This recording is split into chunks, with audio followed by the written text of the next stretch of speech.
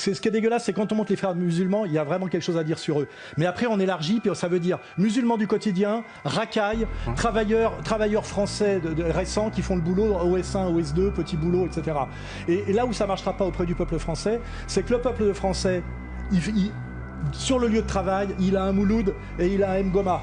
Hein, donc il fait bien la différence entre l'entrisme islamique et le terrorisme, qui d'ailleurs est un fait étatique, comme le disait M. Choprade, un ex-ami à nous, je crois.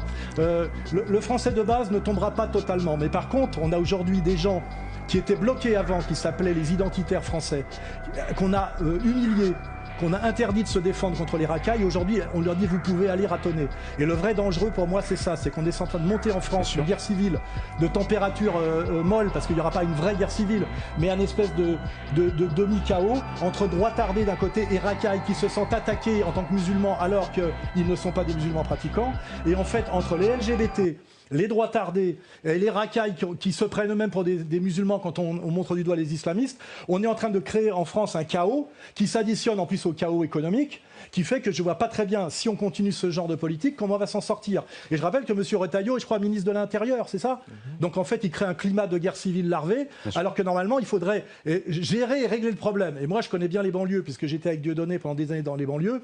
Les mêmes qui montrent du doigt aujourd'hui les réseaux islamiques sont ceux qui les ont mis en place et qui ont favorisé toujours un islam d'Arabie Saoudite ou du Qatar parce qu'il y avait du pognon et qui ont empêché de s'implanter, je dirais, l'islam légitime maghrébin, qui était celui qu'on a connu par le Sonacotra, où j'ai jamais vu, moi, à l'époque, je viens de Meudon-la-Forêt, cité dortoir des usines Renault de Billancourt, j'ai jamais vu une femme voilée. Jamais, jamais, jamais. Donc, il y a une énorme malhonnêteté, un énorme mensonge et une énorme manipulation pour que des gens qui sont très minoritaires et très illégitimes se maintiennent au pouvoir en France en foutant la France en l'air. Pour moi, c'est ça ma conclusion. J'en dirai pas plus, que ceux qui veulent travailler, travaillent.